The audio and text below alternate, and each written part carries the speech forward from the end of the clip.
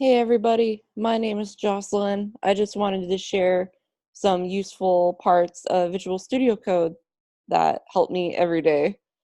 So first thing I thought I'd show you is that you can customize how Visual Studio Code looks. You can do this by going into Preferences, and let's say you wanted to change the icons next to the different file types. You can kind of flip through and see which ones you like. I like this material icon theme. It didn't come with Visual Studio Code. I had to install it. I'll show you how I did that. So I click on these like little connects blocks. That is the icon for extensions. And then I searched for icon. And then I just kind of went through and I was like, oh, I like this one. And so I installed it.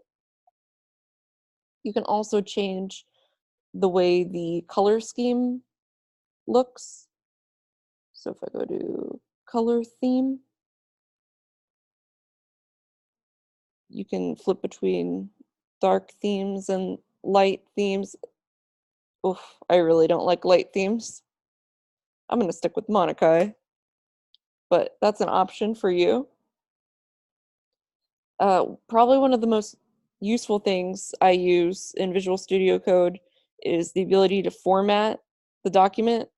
So you see, I just totally messed up the indenting here, and that really bothers me. If I go in and right click and do format document, it'll format it. The way it does that is there's an extension that is, I believe, built in when you download Visual Studio Code called ESLint, and that's what's formatting the document. I also like to use an extension called Prettier so that it'll do things for me like, well, let's see if ESLint will do this. I don't think it will, but let's see if I made that single quote. Oh, okay. ESLint did that too. But Prettier is useful, I believe, because it allows you to customize the settings more. And I remember it being useful for setting the different kinds of text when I moved on to React. Let me find Prettier, and maybe Prettier will explain for me why I use it. So first, let me enable Prettier. Let's see. It says, okay, what's good about Prettier?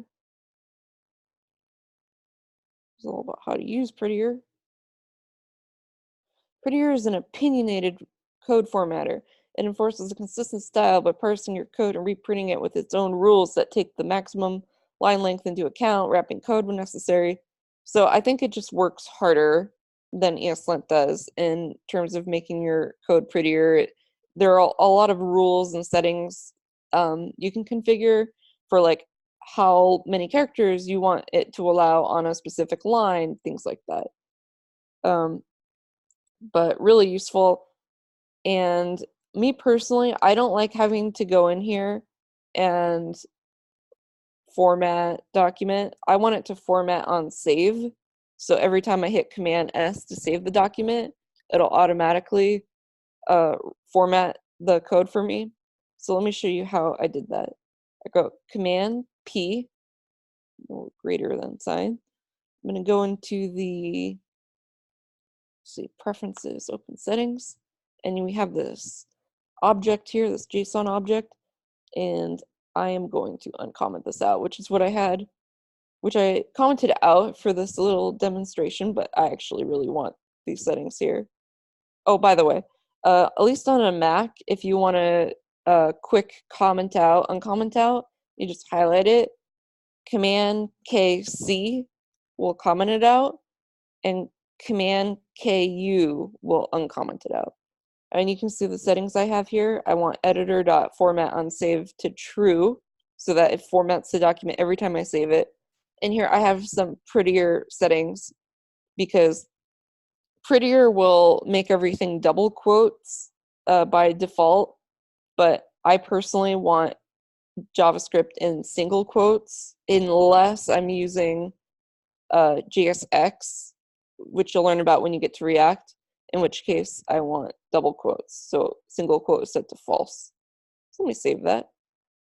And now if I go back and I start messing with this, all I have to do is hit Command S and it'll automatically fix it for me. That is probably the most useful thing Visual Studio Code does for me. Like, I can't imagine life without it now.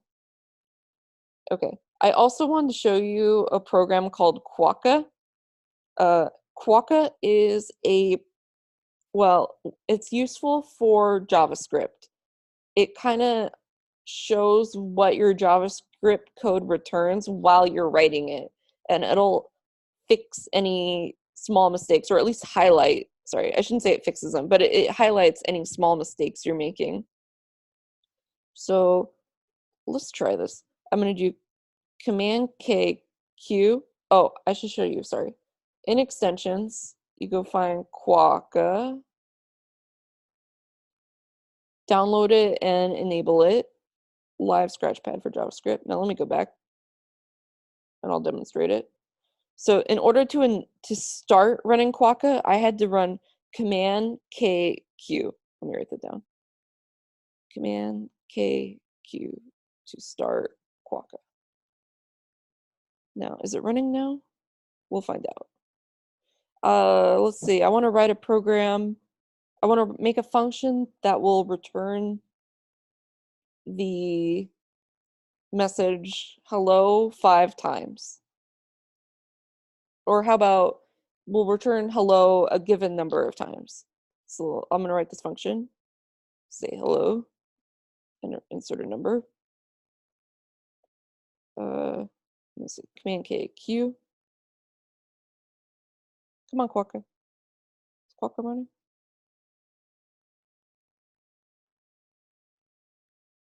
Yeah, okay, Quokka is running, and I can see that down here, but the function's not done yet, so it's not returning anything for me right now, but you'll see what happens while I'm writing this. Okay, let I equals 0, I is less than num, I plus plus, and I want it to console.log hello that many times. And if I do say hello 5, haha, this is where Quokka comes in handy. You can see these green things, these green boxes. They tell me that the code was written okay, that there's no problems with it. And here, where I called it, it'll show next to the console.log exactly what's being returned. So if I change this to a 3, now there's only 3 hellos. What if I put in something stupid? Oh, now it's confused, see? It's like, oh, we're not returning anything. Okay, what if I make a silly mistake, like I do that? Oh, look here, CNSOLE is not defined. So if I were sitting here writing JavaScript, I'd be like, oh, there's my mistake. Really great for finding tiny problems. Oh, or what if here the function's called say hello, but down here I wrote sci hello. Sci hello is not defined. So here are just some small examples of how Quokka can be really useful.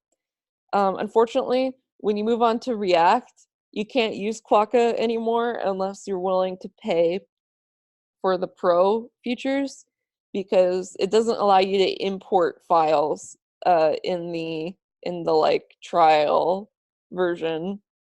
I personally haven't installed the Pro version because I'm cheap, but if you have the money, it might be worth it for you. But go ahead and try out Quokka, just this cheap trial version, and see how much you like it.